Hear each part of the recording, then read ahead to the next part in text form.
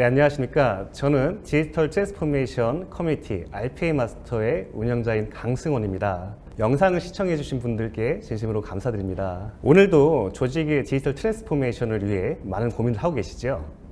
오늘 고민을 덜어주실 전문가 코어 AI의 이영수 제자장님과 전상호 상무님을 모시고 이야기 나눠보도록 하겠습니다.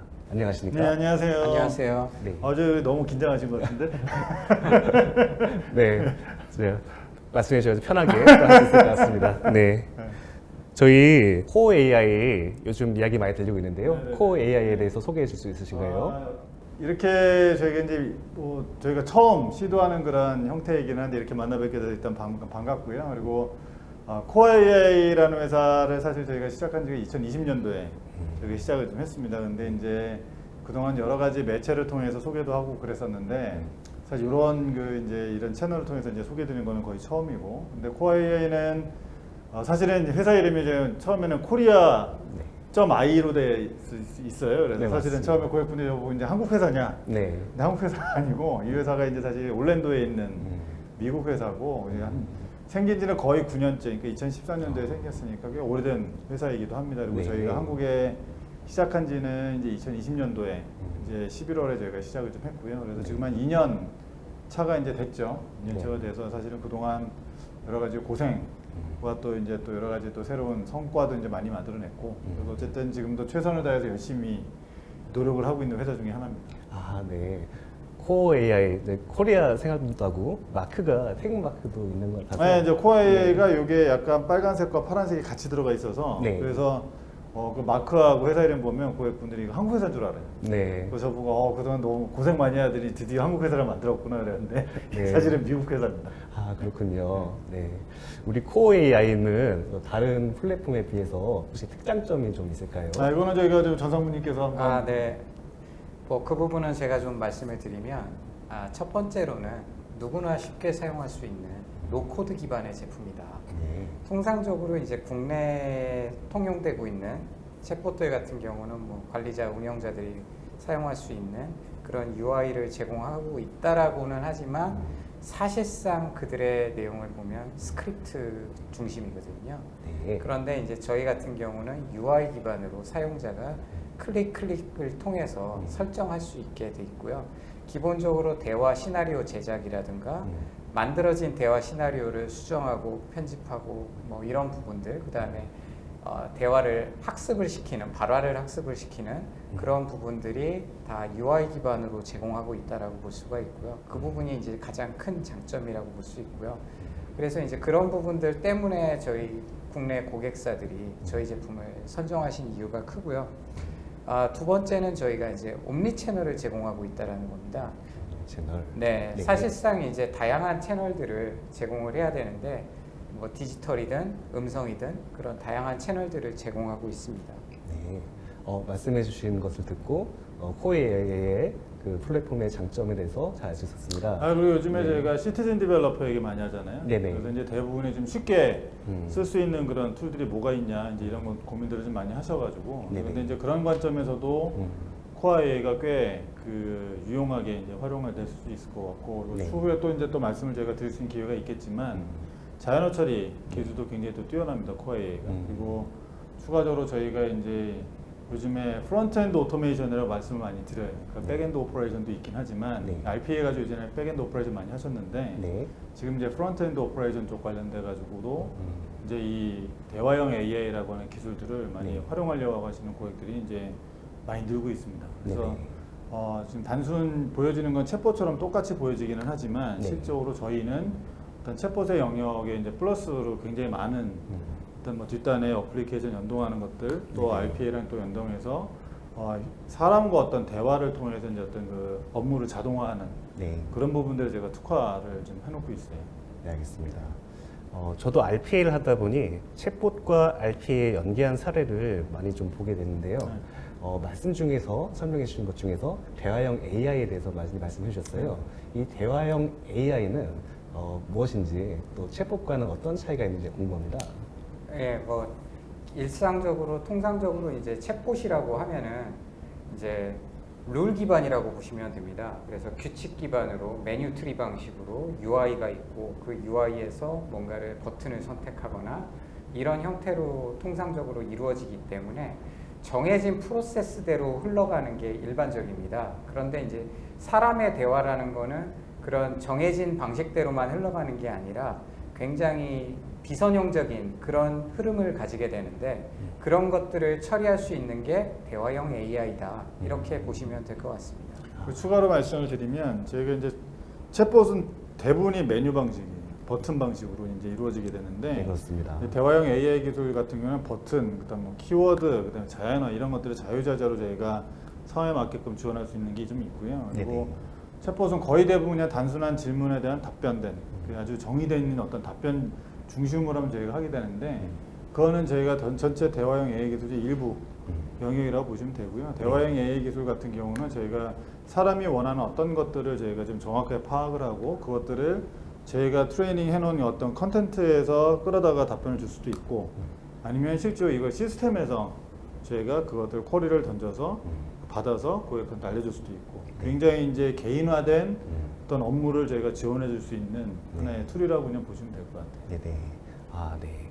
대화형 AI를 통해서 다양한 것을 할 수 있겠다 생각이 좀 드는데요. 네, 생각할 수 있는 모든 것들은 다 해보실 수 있습니다. 네, 그래서 알겠습니다. 이제 제가 뭐 좀 있으면 또 사례나 이런 것들, 뭐 아이디어 이런 것들 말씀을 또 할 수 있는 기회가 되겠지만 제가 굉장히 다양한 네. 그런 일들을 네네. 대화형 AI 기술을 통해서 할 수 있어요. 네네.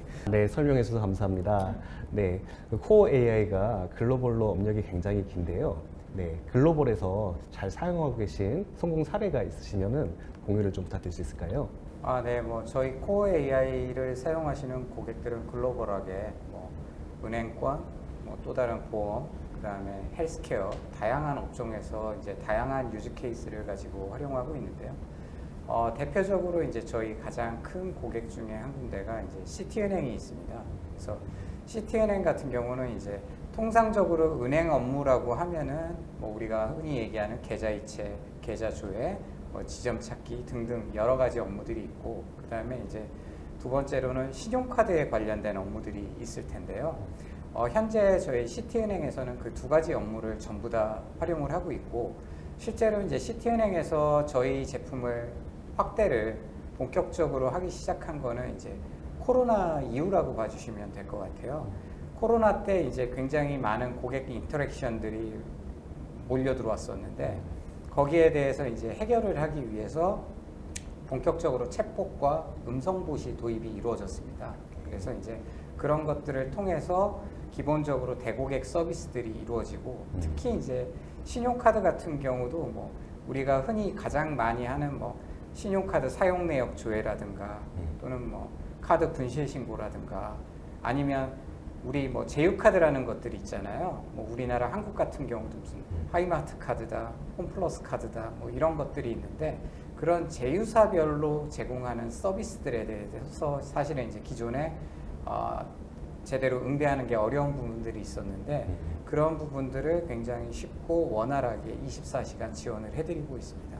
아, 네. 시티은행의 사례에 대해서 잘 말씀해 주셨습니다. 네. 대고객의 사례가 되는 것 같습니다. 네네. 네. 뭐 내부 직원용으로도 활용을 많이 하고 있는데요. 뭐 네.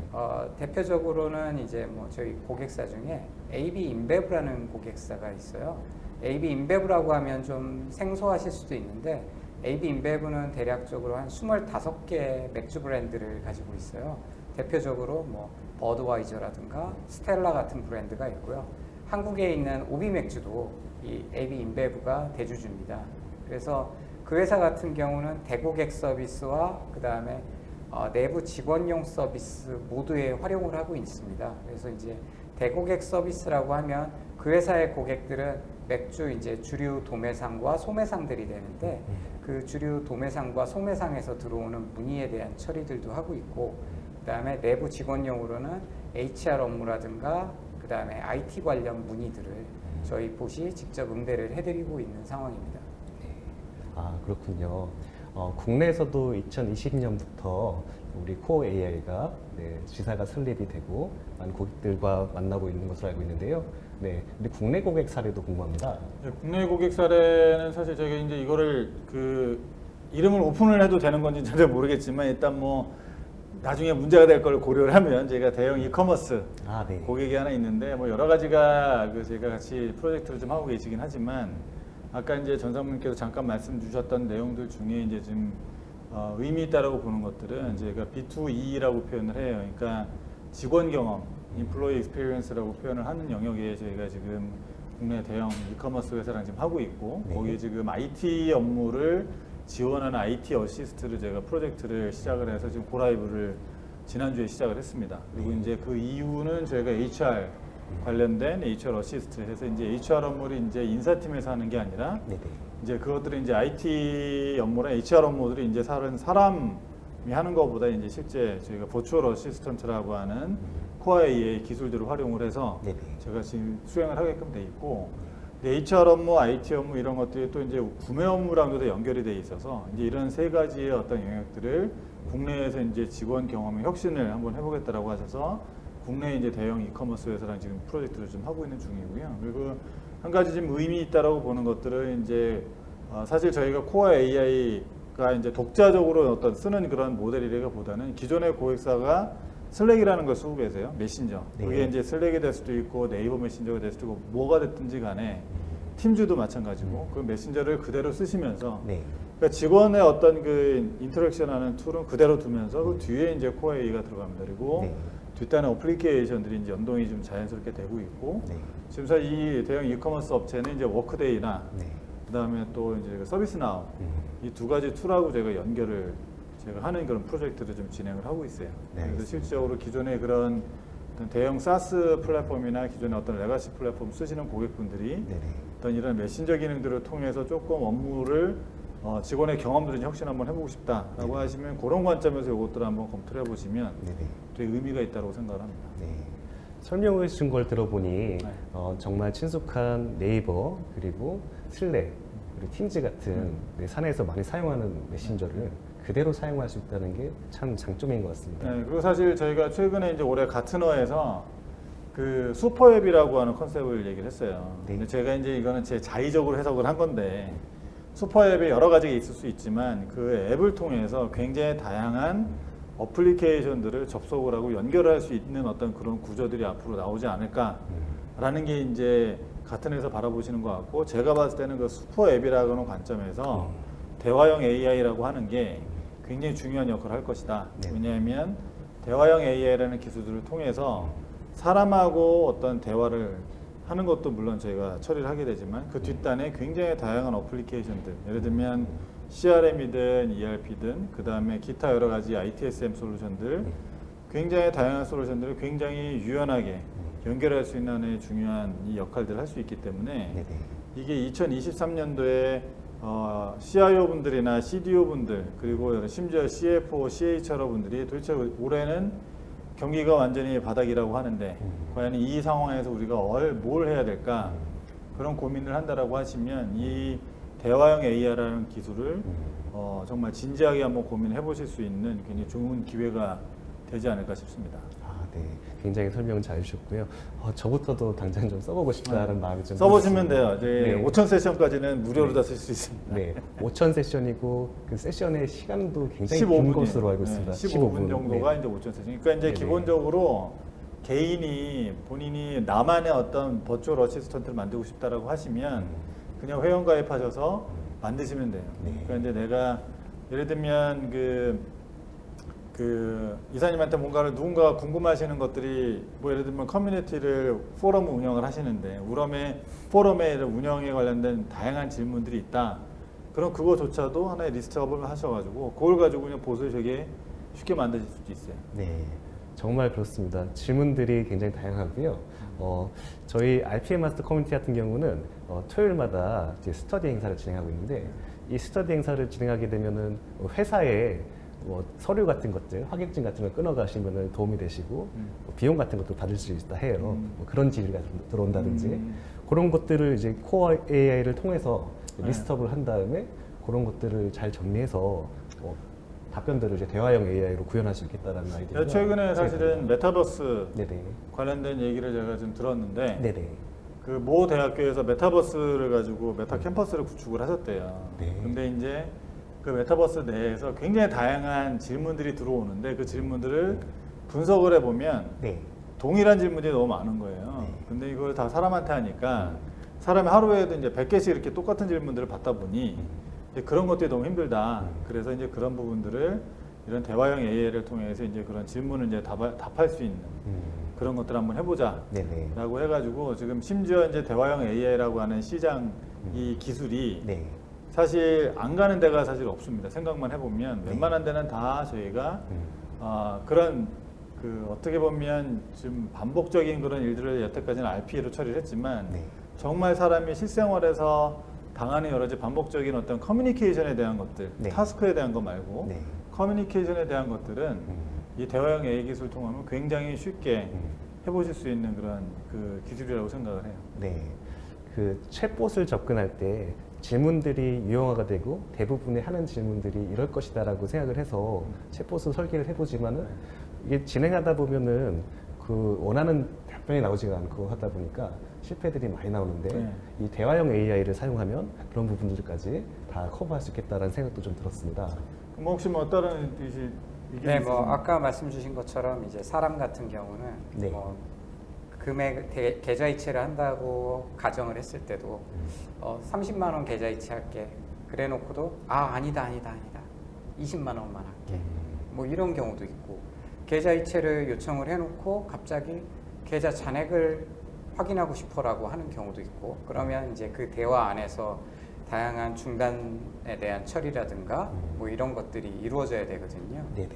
어떻게 보면은 이제 그런 것들을 갖다가 자유롭게 처리할 수 있는 그런 형태의 플랫폼과 기술이 필요한 부분이 있는데 그런 것들을 이제 저희가 원활하게 지원을 하고 처리를 해줄 수 있다라는 점이 또 강점으로 얘기할 수 있습니다.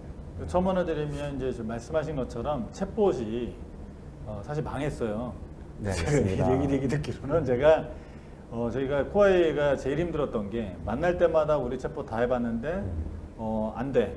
어려워. 힘들어. 네. 그리고 뭐 답을 제대로 못해. 근데 이제 그게 여러 가지 이유가 있을 수 있죠. 이제 처음에는 그냥 단순 호기심 차원에 아니면 새로운 기술 접목한다는 생각으로 이제 처음에 이거를 시작을 하셨었는데 제가 생각할 때는 이제 보여지는 거는 되게 이쁘장하게 잘 보여질 수가 있는데 실질적으로 사람하고의 대화를 하면서 이 사람이 원하는 것도 정확하게 이해하고 그거에 대한 답변을 주려면 지속적으로 트레이닝이 필요해요. 이게 한번 딱 터쳐가지고 이게 할 수 있는 게 아닙니다. 근데 이제 이 대화형 AI라고 하는 기술들이 이제 그런 것들을 계속 트레이닝을 하고 지속적으로 뭔가를 업데이트를 하더라도 굉장히 유연하게 만들어줄 수 있는 그런 기술적인 요소들을 가지고 있기 때문에 네.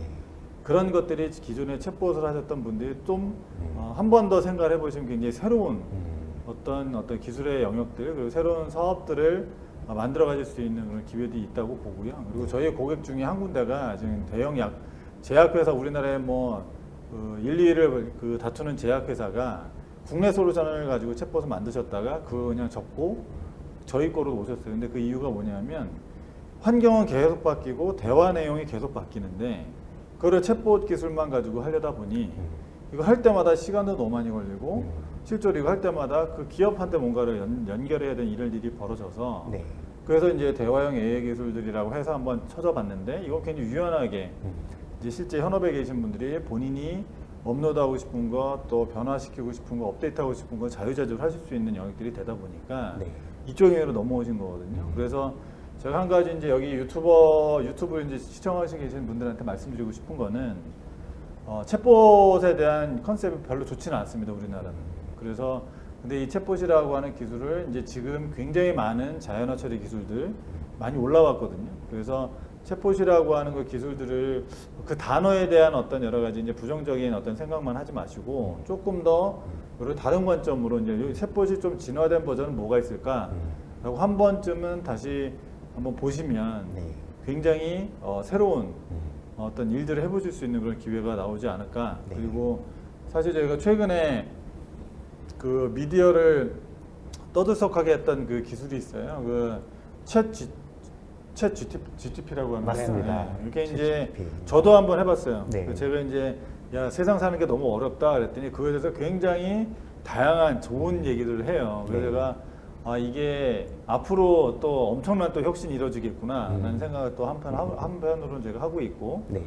그만큼 지금 이 채팅 휴먼하고 이제 사람하고 커뮤니케이션하는 이 기술들이 엄청나게 빨리 발전하고 있습니다. 근데 이제 저희 그 대화형 AI, 특히나 엔터프라이즈 대화형 AI 기술들은 사실 일반적인 어떤 그런 대화를 하는 그런 뭐 챗 GPT 같은 그런 기술이 아니라 저희는 굉장히 어떤 인더스트리의 도메인에 특화된 어떤 그런 영역들을 지원하는 하나의 프론트엔드 오토메이션 툴로 또 계속 저희가 자리매김을 할 거고, 또 이 지금 이 챗 GPT에서 가지고 있는 이런 기술들이 자연스럽게 이쪽으로 제가 볼 때는 다 넘어올 거라고 저희는 생각을 하고 있어요. 그래서 이게 이게 함께 어떻게 보면 이제 시너지가 굉장히 크게 날 거라고 앞으로 보여지고 있고, 그러면 기존의 챗봇 기술보다는 훨씬 더 점프한 어떤 그런 새로운 기술들이 네. 조만간에 나오지 않을까 생각을 하고 있습니다. 네. 그래서 코어 AI도 가트너에서도 이제 넘버원으로 글로벌하게 이제 포지셔닝 했던 그 이유가 네. 아마 이제 그런 기술적인 어떤 그 다른 경쟁사에 비해서 이제 그런 기술적인 어떤 우월성이 거기 있어서 그렇게 이제 포지셔닝 하지 않았을까라는 생각도 네. 사실 하고 있어서, 그래서 유튜브를 지금 시청하고 계신 분들도 그런 관점에서 한번 코어 AI가 어떤 일을 하고 있는지를 한번 보시는 것도 네. 의미가 있지 않을까 싶습니다. 네. 정말 가트너도 말씀해 주셨는데요. 가트너는 이제 시장 조사 기관 중에서도 굉장히 인지도가 있고 IT 투자를 앞두고 계신 담당자분들께서 굉장히 눈여겨 살펴보시는 그쵸, 예. 그런 조사인데요, 네. 리포트인데요. 제가 가트너 리포트를 살펴보니까 2022년도 초에 발표된 내용인데요. 코어 AI에 대한 평가 내용이 있었습니다. 네.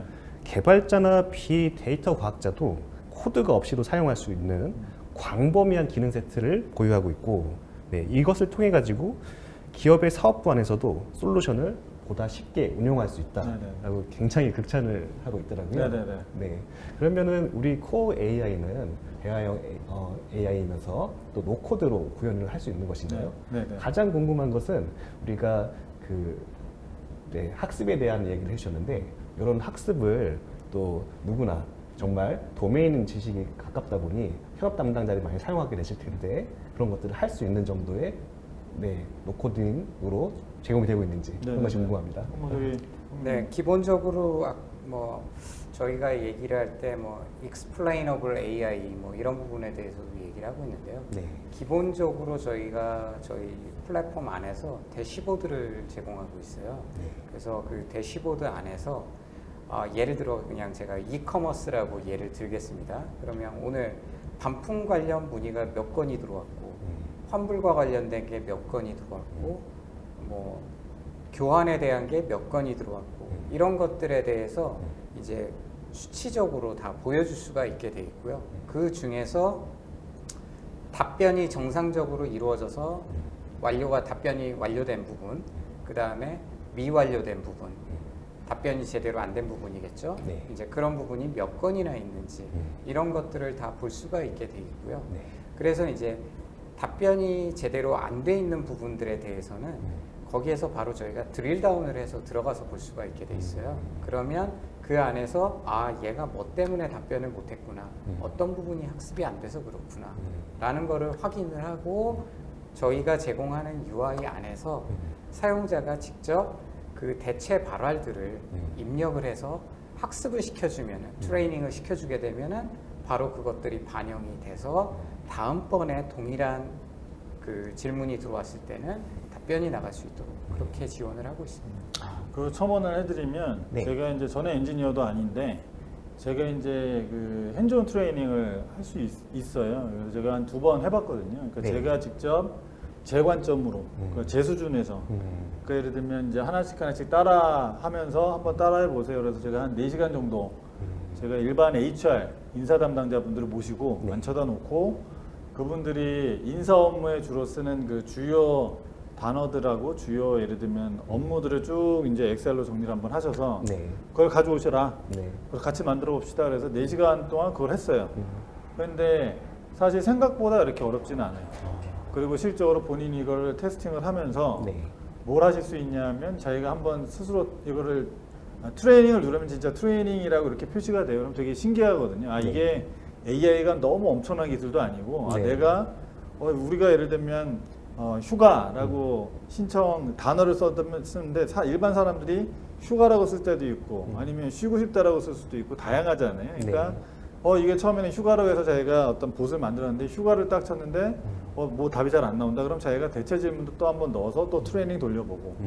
그래서 본인 스스로 그걸 한번 시도를 한번 해볼 수 있어요. 현업분들이. 네. 그러니까 그 정도로 그렇게 어렵지 않습니다. 네. 그리고 되게 쉽게 한번 해볼 수가 있고. 근데 이제 예를 들면 이게 엄청나게 뒷단에 어플리케이션들을 막 연동을 하고 뭐 API를 연동하고 하는 일들은 사실 그거는 엔지니어가 하셔야 되는 일인 거고 네. 그것까지 뭐 노유화를 할 수 있다 그거는 제가 볼 때는 그렇다고 보지 않아요. 왜냐하면 네. 그거는 굉장히 복잡한 전문 영역이기 때문에. 근데 네.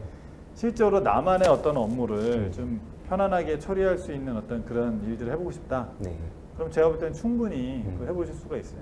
네. 그래서 굉장히 그게 요즘에 하나의 노 UI 그다음에 뭐 그런 트렌드 형태가 돼 있고, 그리고 실제로 그 대화형 AI라고 하는 기술이 현업에 계신 분들이 계속 상황 바뀔 때마다 이걸 업데이트를 해주셔야 되기 때문에 이건 무슨 엔지니어가 앉아가지고 할 때마다 그걸 가서 할 수는 없는 일이거든요. 네네. 그래서 실제로 본인 아까 사모님 말씀하셨던 것처럼 답변 못한 것들은 제가 쭉 다운받아서 자기가 답변 달아서 다시 트레이닝 시키는 거예요. 네. 그러면 또 얘가 또 그에 대한 답변을 해줄 수 있고. 네. 그러다 보면 처음에는 애큐러시가 좀 떨어지겠죠, 답변이. 그러다 이제 이게 계속 트레이닝 과정 거치면 이제 쭉 올라가겠죠. 왜냐하면 사람이 물어보고 답하는 것들이 네.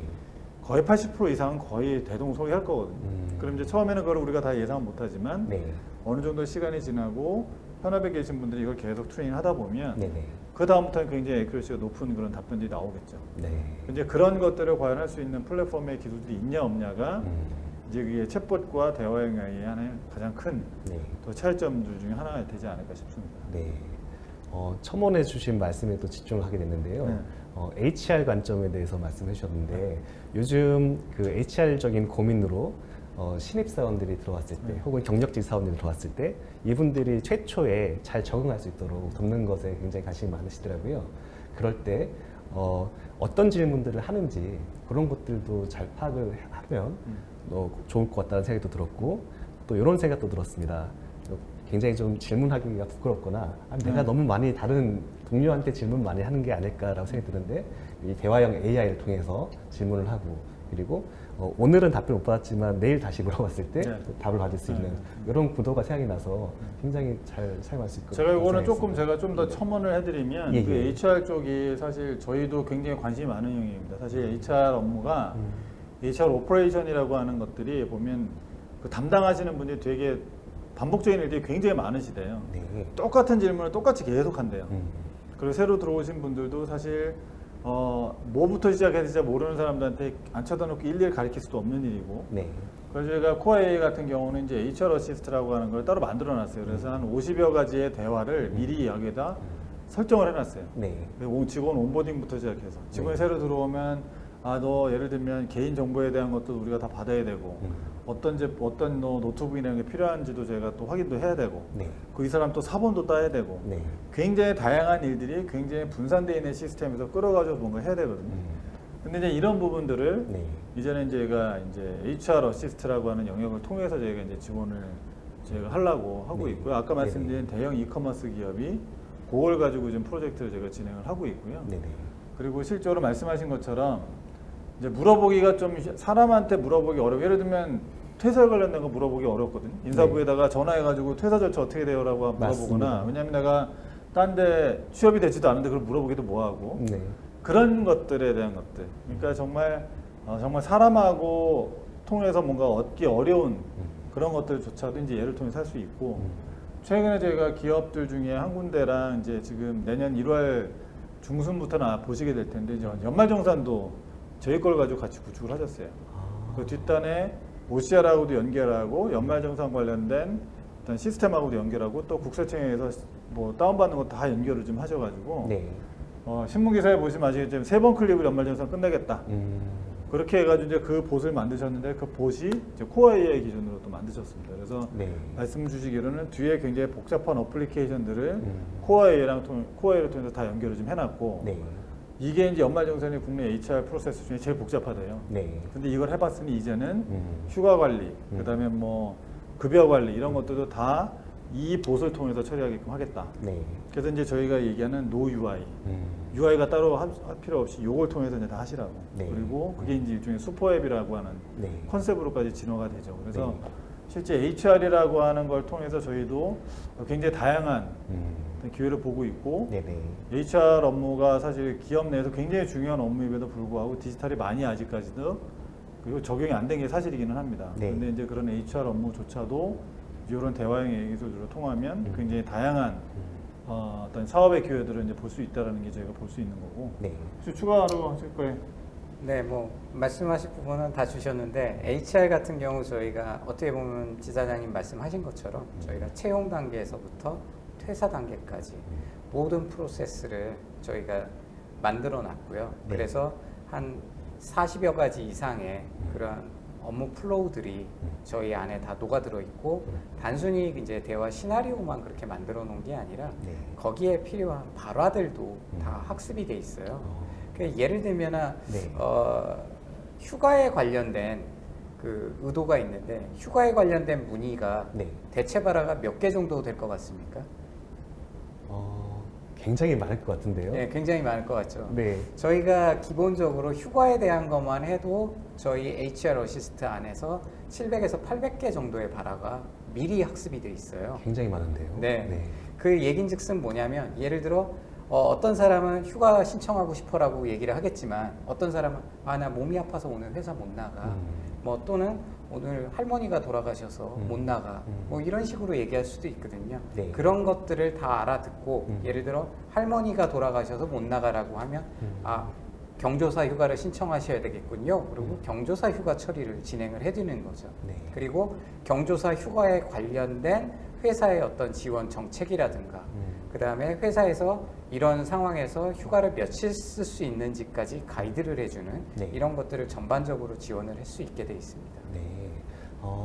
설명해 주신 것을 듣고 이해해 보니 우리 ERP에서처럼 선진 사례들도 이제 가져다 사용할 수 있는 굉장히 700개, 800개의 발화가 또 빌트인 되어 있다니 네.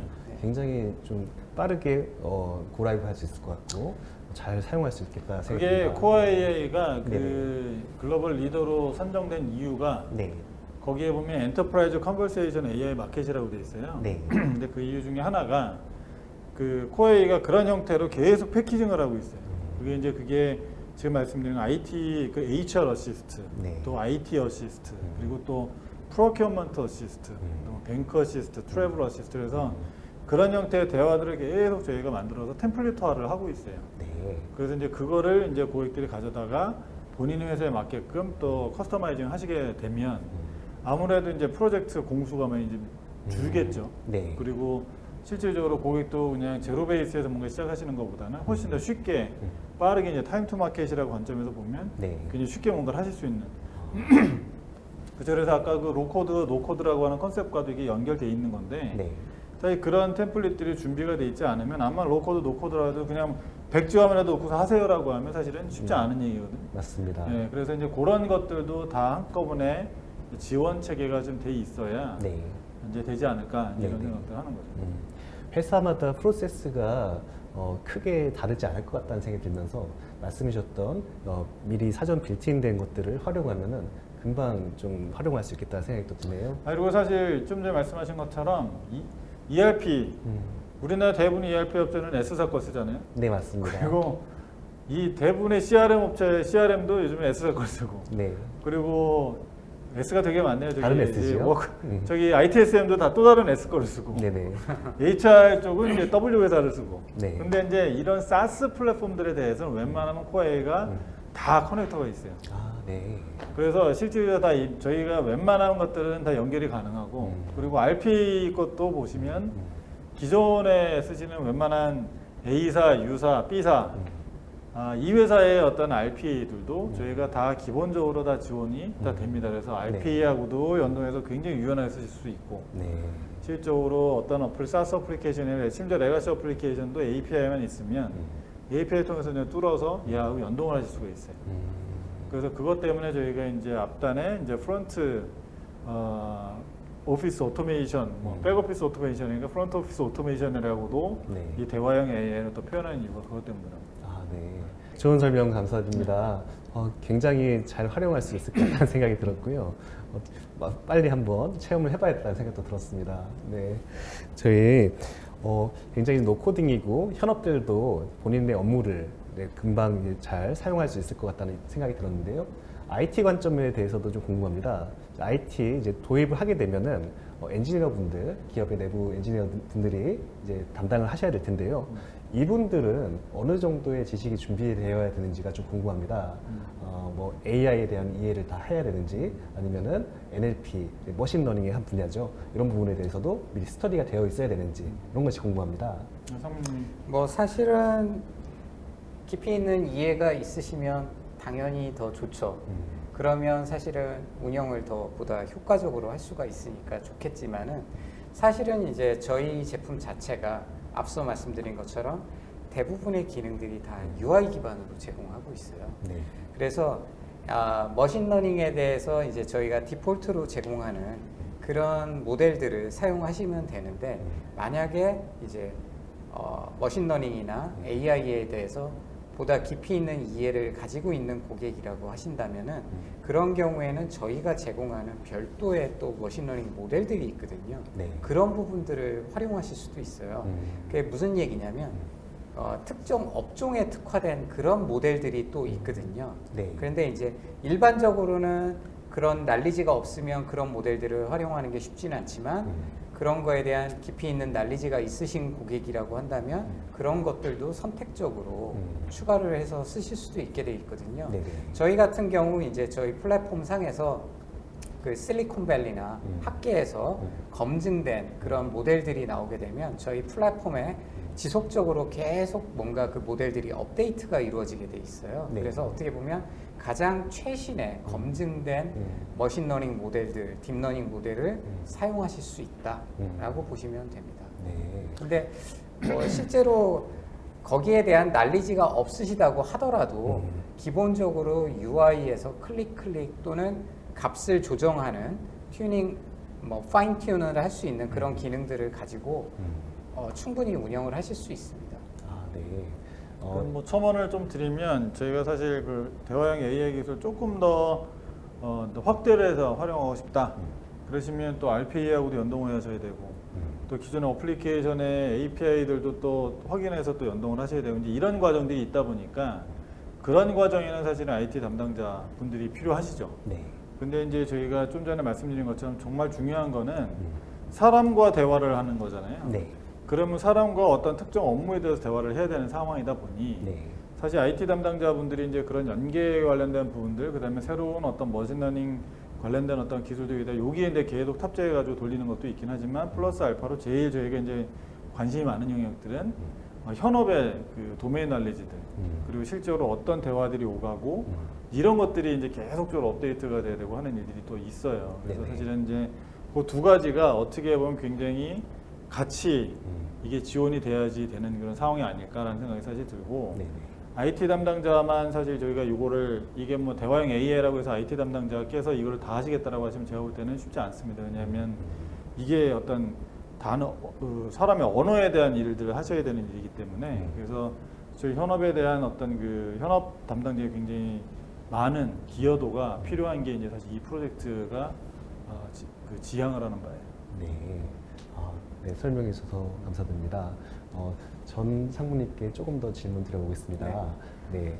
저희가 한국어 지원은 잘 되고 있지요? 네. 뭐 한국어 지원 부분에 대해서는 저희가 이제 글로벌 제품이다 보니까 한국어도 잘 돼요라는 질문은 사실은 저희가 하도 많이 들어서 이제 네. 좀 귀에 딱지가 앉을 것 같은데요. 네. 사실은 그 부분에 대해서는 저희가 이제 우려하지 않으셔도 된다라고 말씀을 드리고 있고요. 네. 그 예를 들면 저희가 이제 클로라고 하는 그 단체가 있어요. 그게 이제 거기가 뭘 하는 데냐면 그 NLP 엔진의 성능을 평가하는 그런 기관이거든요. 네. 근데 이제 그 기관이 대표적인 스폰서들이 구글이나 그다음에 네이버, 카카오 엔터프라이즈 뭐 이런 곳들이 네. 스폰서로 참여하고 있는 곳이에요. 네. 그래서 거기에서 저희가 그냥 전혀 학습 없이 저희가 가지고 있는 기본 한국어 언어 모델을 적용을 했을 때 애큐러시가 대략 한 88.7%가 나왔고요. 네네.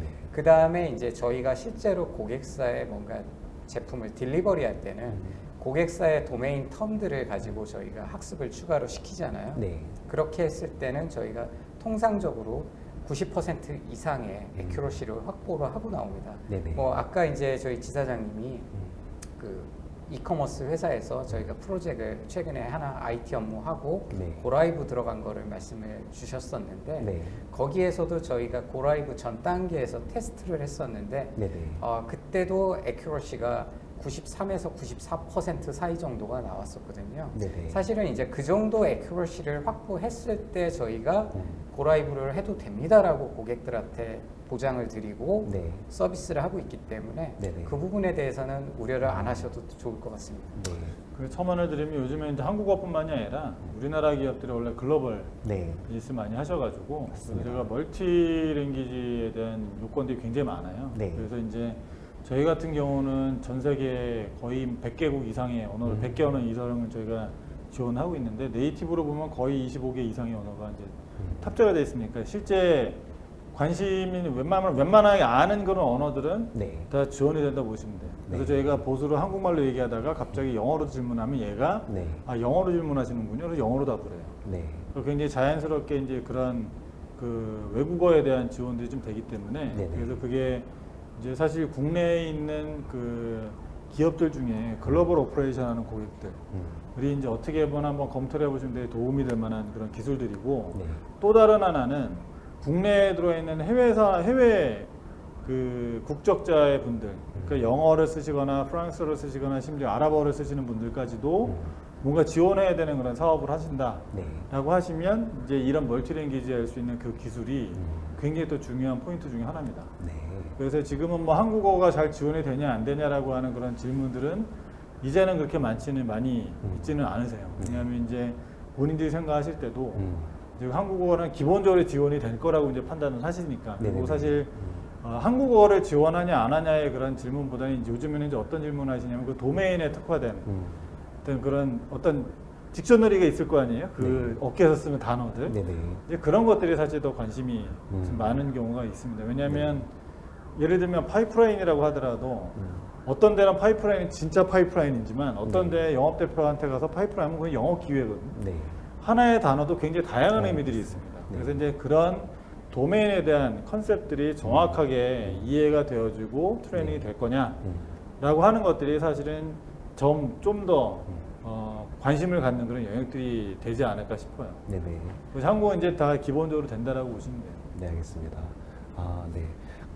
저의 경우에는 자연어 처리 부분을 기초로 이제 공부를 해봤는데요. 제가 말씀해 주셨던 수치를 보니 한국에 대한 수치를 보니 가장 최신으로 좀 많이 사용하고 있는 SK 코버트보다도 수치가 거의 유사할 정도로 올라오는 것 같으니 당장 이게 새로운 흐름까지도 잘 패러다임도 커버하고 있는 그런 걸로 잘 이해가 됩니다. 오늘 이렇게 코어 AI에 대해서 잘 설명을 듣고 나니까 바로 좀 써보고 싶다는 생각이 드는데요. 네, 코어 AI 어떻게 시작하면 될까요? 네, 제가 말씀을 좀 드리겠습니다. 일단은 뭐 대부분 이제 결혼하신 분들은 아이를 키워보셨을 텐데 우리 아이들 키우다 보면 처음에는 기어다니죠. 그 다음에 걸어다니고 그 다음에 좀 더 크면 뛰어다니잖아요. 근데 저희 대화용 AI도 비슷합니다. 처음부터 뛰어다닐 수는 없어요. 그렇기 때문에 처음에는 걷는 단계, 기어다니는 단계에서 시작을 하는데 그 기어다니는 단계에서 시작할 수 있는 게 가장 쉽고 보편적인 게 FAQ에 대한 겁니다. 그리고 아주 심플 퀘스천에 답을 주는 것들, 이런 것들에서 시작을 해서 점점 더 난이도를 올려가는 이런 형태로 시작하는 게 좋고요.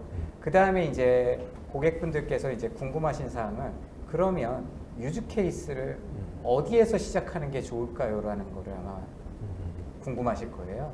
네. 근데 그런 부분들은 저희가 말씀드릴 때는 처음에 시작하실 때는 유즈 케이스를 가급적이면 트랜잭션 양이 많고 인터랙션 양이 많지만 비교적 단순한 것들 거기에서 시작을 하고 그 다음 단계에서는 인터랙션 양이 많지만 상대적으로 대화가 이제 좀 더 복잡한 그런 난이도를 가진 걸로 넘어가고 이런 형태로 가는 게 이제 그 선순환 구조를 만들 수가 있습니다. 네. 왜 그렇게 가져가야 되냐면 일단은 인터랙션 양이 많은 업무를 유즈 케이스로 선정을 하고 가야 초기부터 ROI 효과를 확보하고 갈 수가 있거든요. 네. 그래서 ROI 효과가 확보되지 않은 상태에서 유즈 케이스를 확대하는 것은 사실은 무의미하다고 보여집니다. 그렇게 하면은 사실은 이제 그렇게 해야만 경영진에서의 승인이나 확대에 대한 이런 것들이 이제 쉽게 받을 수가 있게 되고요. 그래서 이제 기본적으로 FAQ라는 것들은 한 통에 전부 다 정리되어 있지 않은 경우가 많으시기는 해요. 뭐 각 부서별로 흩어져 있는 경우도 있고 개인별로 이것들이 흩어져 있는 경우들이 있는데 그런 것들을 다 모아서 잘 정리를 하고 정제를 해서 중복을 제거하고 거기에서부터 시작을 하고 단순 문의에 대한 뭐 한 5단계 미만의 절차를 거치는 이런 거에서부터 먼저 시작을 한다면 충분히 ROI 효과를 거두면서 확대를 해나가실 수가 있습니다. 그 뭐 첨언을 제가 드리면 이제 FAQ 사실 고객분한테 저희가 트레이닝을 할 때도 FAQ를 만들어 가지고 오라고 말씀을 드려요. 근데 이제 실질적으로 그거를 가지고 계신 고객들이 생각보다 많지는 않습니다. 그러니까 일종의 이것도 약간의 라이트한 PI 비슷한 건데 내가 하는 업무에 대해서 한번 정리를 쭉 한번 해보시고 이 중에 정말 내가 정말 자주 듣는 질문에 자주 답변하는데 거의 이거는 일반적인 그런 내용들이라는 그런 것들 이제 FAQ로 하나 만들어서 그걸 가지고 이제 시작하시는 게 사실 한편으로 보면 제일 이제 빠른 방법이고 제일 쉬운 방법이고 그리고 사실 제가 아까 말씀드린 연말정산이라고 하는 아까 그 업체분도 처음에는 FAQ로 시작하셨어요. FAQ로 시작하다 보니 이거를 여기로 한번 연결해 볼까? 이거 연결해 볼까? 그런 식으로 이제 퍼져나가신 거예요. 그래서 처음부터 이거를 연결해 보겠다라고 시작을 하시면 이제 담당자들이 다 바뀌어야 되잖아요. IT 담당자도 들어와야 되고 복잡해지니까. 그래서 처음에 시작을 그렇게 이제 단순 질문 답변에 대한 것들부터 이제 시작을 한번 해보시고 그리고 저희가 그 시작하는 것 자체도 저희가 이제 거의 매달 저희가 뭐 한두 번, 두세 번씩 저희가 트레이닝을 돌리려고 해요. 그러니까 이제 매주 금요일 날 핸즈온 트레이닝을 계속 저희가 돌리려고 합니다. 그러면 이제 그때 참여를 좀 하셔서 한번 오셔서 뭐 하루 정도 이제 오셔가지고 대화형 AI 기술이 어떤지 그리고 본인이 만들고 싶은 어떤 그런 FAQ 리스트를 가지고 오셔서 본인이 직접 한번 만들어 보시는 거예요. 그걸 만들어 보시고 체험 한번 해보시고 그걸 또 회사에 또 돌아가셔서 그걸 가지고 이제 실질적으로 현업에 가서 써볼 수 있을지 없을지 한번 테스트도 한번 해보실 수도 있고 그리고 말씀드린 것처럼 저희가 5,000 세션까지는 저희가 웨브사이트에 회원 가입하시면 쓰실 수 있거든요. 그 안에 엄청나게 많은 교육 자료들도 있고 그리고 본인이 직접 한번 해보실 수 있는 것도 꽤 많아요. 그 안에. 그래서 그런 형태가 어떻게 보면 처음에 시도를 한번 해볼 수 있는 게 이제 가장 쉽지 않으실까. 처음부터 엄청나게 큰 그림을 그리시면 사실 이거는 이제 뭐 프로젝트가 되니까 본인이 체험해보지도 못한 상황에서 뭔가를 시도를 해보시면 문제가 있을 수 있어서 처음에 이제 그렇게 시작을 해보시면 어떨까 이런 생각을 제가 합니다. 많은 분들이 RPA를 많이 도입해 오셔서 RPA를 하기 전에 업무 정의서를 작성하는 것을 다들 알고 계실 것 같습니다. 코어 AI에서는 대화형 AI에서는 FAQ를 작성하는 것이 그런 절차로 보여지네요. 뭐 사실은 FAQ 작성에서 시작이라기보다는 대고객 서비스를 기준으로 해서 만약에 프로젝트를 고려하신다라고 하는 경우에는 저희가 이제 통상적으로 커스터머 저니 맵이라는 거를 한번 그려보시라고 말씀을 드리거든요. 고객이 처음에 예를 들어 웹사이트에서 제품을 검색하는, 서치하는 단계에서부터 해가지고 구매하고 그 다음에 상품을 사용하면서 발생되는 어떤 이슈를 문의하는 그런 단계까지 사이클이 있잖아요. 그 전체 커스터머 전이상에서 가장 필요로 하는 부분이 어떤 부분이다. 이런 부분들을 확인하고 우리는 여기에서 시작할 거야 라는 거를 좀 정의를 하고 만약에 그 시작 단계가 FAQ라고 하면 FAQ 데이터를 그 다음에 정리를 해야 되겠죠. 저 지금 좀 전에 말씀드린 것처럼 저희도 어떤 뭐 대화형 AI를 계속 얘기를 했지만 요즘에는 이제 그 주로 말씀드린 경험에 대한 얘기를 많이 해요. 직원의 경험, 고객의 경험을 어떻게 혁신할 거냐.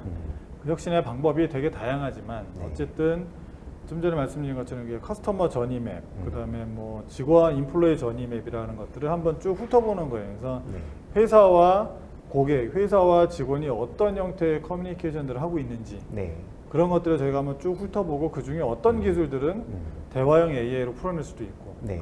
어떤 영역은 저희가 RPA로 풀어낼 수 있고 어떤 영역은 이것도 아니고 그냥 이 프로세스 없애버리라고 할 수도 있는 거고. 네. 근데 이제 그런 형태의 우리 회사가 어떤 일들을 하고 있는지에 대해서 한 번은 네. 재점검을 한번 해보실 수 있는 어떤 그런 기회들이 네네. 필요하지 않나. 그리고 그거를 점검하는 관점을 네. 하나의 고객 그 경험이라고 하는 관점에서 한번 점검해 보시면 어떠냐. 네. 이제 이게 이제 저희가 요즘에 말씀드리는 것 중에 하나입니다. 그래서 해외 기업들은 저희하고 되게 큰 프로젝트 하시는 분들을 저희가 만나 보면 그분들은 그런 맵들을 되게 많이 고민을 하셨어요. 네. 그러니까 이제 커스터머 저니, 그 다음에 인플로이 저니, 그런 것들을 굉장히 많이 고민을 하시고 각각의 스텝별로 어떤 대화들이 이루어지고 있고 어떤 타스크들을 저희가 해야 되는지를 정의를 굉장히 많이 해놓으신 분들이 많으셔서 네네. 그래서 대화형 AI라는 것들을 기술을 이제 검토를 하실 때 이제 그런 것도 같이 검토를 하시게 되면 자연스럽게 어떤 회사의 어떤 경험에 대한 혁신들을 네. 이제 만들어 가실 수 있는 하나의 구조가 되지 않을까. 그리고 네. 그게 엄청나게 큰 프로젝트 아니더라도 네. 굉장히 단순한 것부터 예를 들면 FAQ라는 것부터 시작을 해서 그런 것들을 변화시켜 나갈 수 있는 네. 어떤 그런 기회가 나올 수 있다고 봅니다. 네.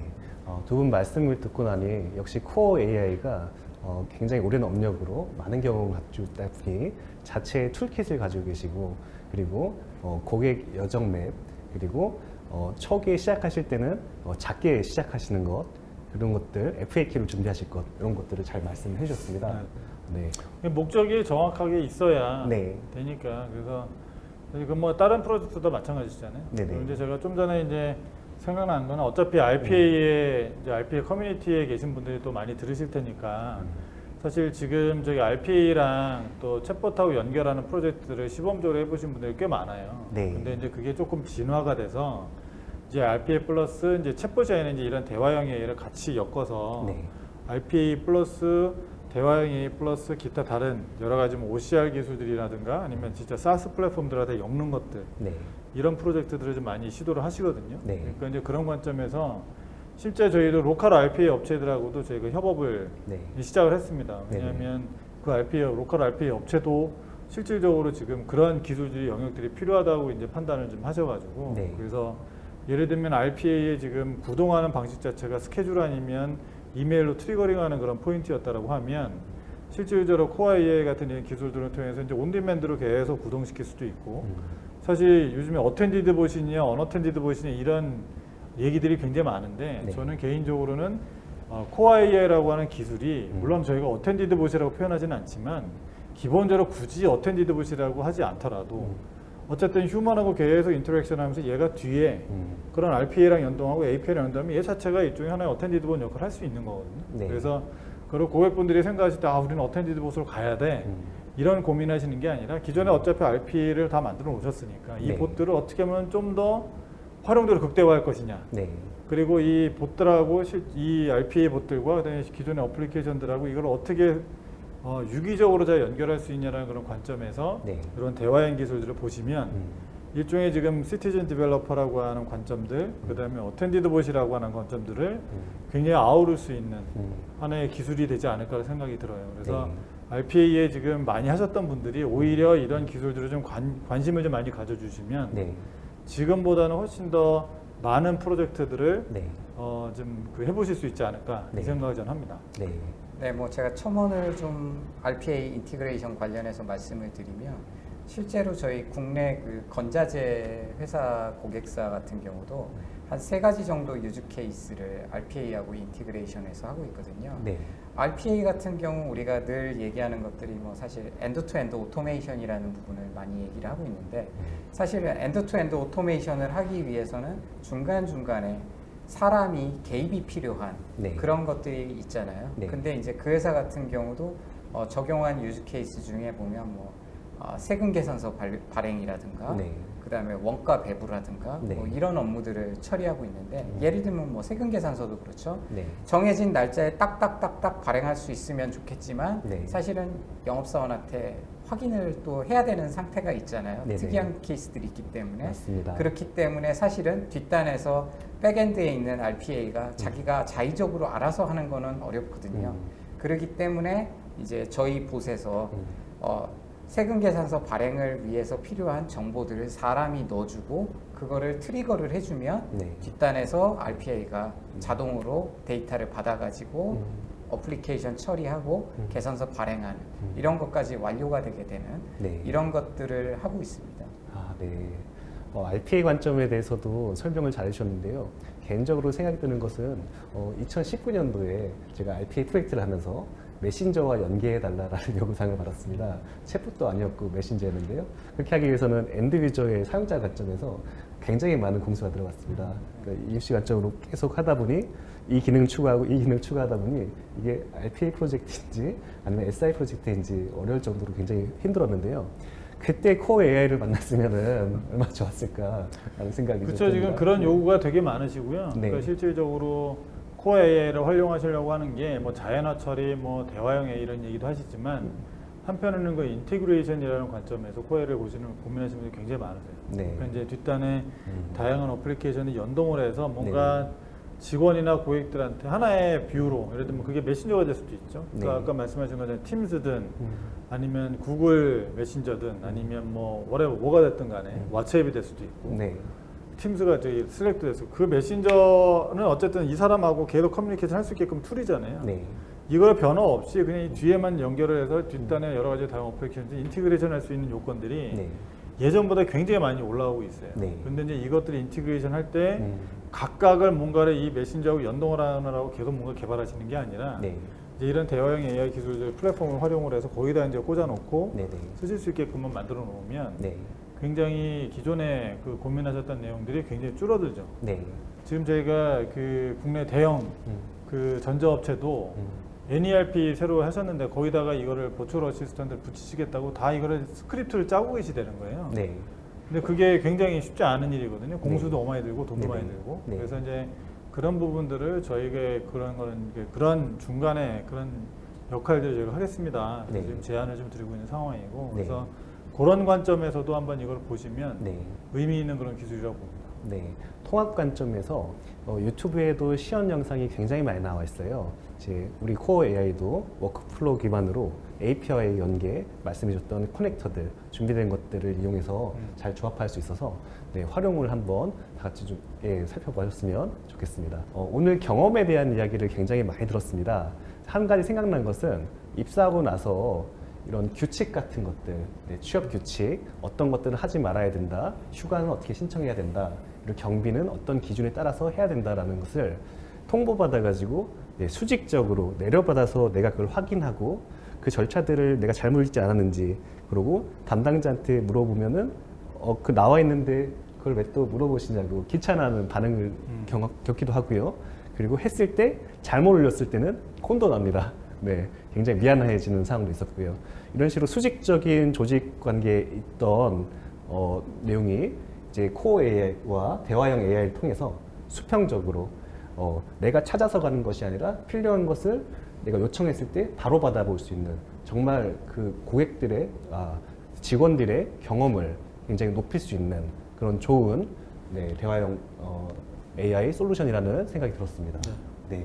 두 분께 한 말씀씩 듣고 정리하도록 하겠습니다. 네, 저희 어쨌든 오늘 바쁘신데 이렇게 그 기회 주셔서 너무 감사드리고, 제가 처음 찍는 유튜브다 보니까 생소해요, 저희는. 근데 이제 대화형 AI라는 기술이 이제 예전부터 얘기했지만 휴먼과 봇의 콜라보라는 진정한 그 기술이라고 저는 봅니다. 사람의 언어를 이해하고 이 사람의 원하는 것들을 또 이 봇이 또 수행하는, 그래서 이제 휴먼과 봇의 콜라보를 직접 제대로 지금 만들어낼 수 있는 기술이라고 보고, 그것을 통해서 이제 말씀드린 것처럼 경험, 혁신하는 어떤 그런 주요한 요소 기술이니 이 부분들을 과거의 여러 가지 좀 안 좋은 기억들 때문에 배척하시거나 아니면 뭐 관심을 내려놓으시는 것보다는 조금 더 새로운 기술 영역으로 보시고 이거를 지금 현업의 디지털 혁신이라고 하는 그런 주제와 연결을 시켜서 한번 다시 해보실 수 있는 어떤 기회가 좀 되셨으면 좋겠고, 특히 2023년은 제가 볼 때는 굉장히 어렵고 대부분이 다 어렵다라고 말씀을 하세요. 근데 이제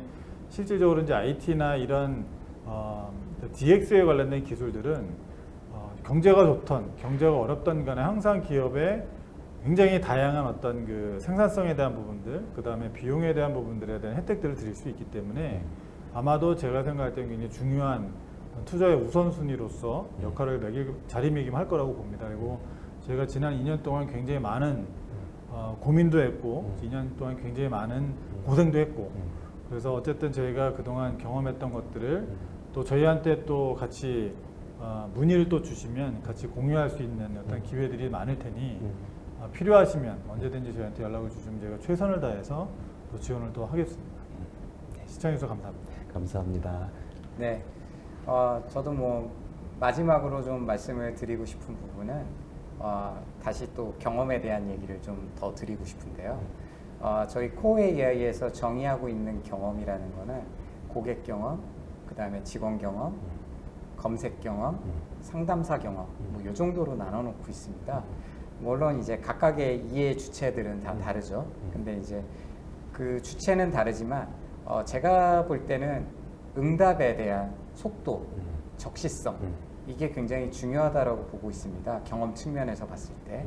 그런데 현재 이제 그런 답변을 주는 주체가 사람인 경우에 그런 적시성이 확보되지 않은 경우가 굉장히 많은데 저희 그 대화형 AI 기반의 가상 비서를 기반으로 한 서비스를 받게 되면은 그런 적시성에 대한 부분들이 확보가 될 수 있다라고 보고요. 추가적으로 이 영상 보시고 더 궁금하신 사항이라든가 뭐 더 문의하고 싶은 사항 이런 게 있으시면 언제든지 연락 부탁드리겠습니다. 감사합니다. 네, 두 분 말씀 감사드립니다. 네, 오늘 이것으로 코어 AI의 소개를 마치도록 하겠습니다.